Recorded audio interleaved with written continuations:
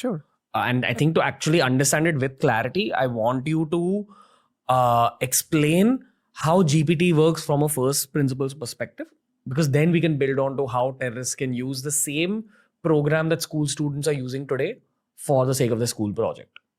But let's boil it down to the basics.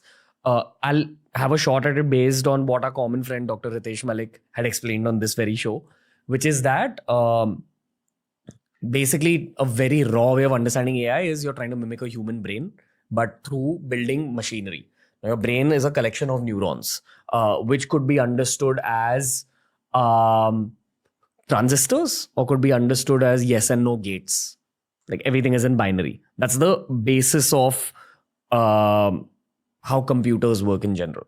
Now, if you're able to simulate a software that is sort of like the human brain but inside a computer, eventually you can feed it with a lot of data and you can train it in the same way that you train a baby. I know I'm boiling down very complex concepts to basics, but I'm trying to hasten up the conversation so that we can get to GPT.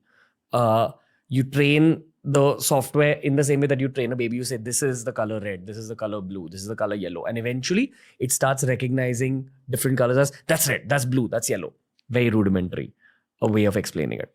Now, if you're filling it with enough data, it'll probably evolve in the same way that a human baby evolves and grows up.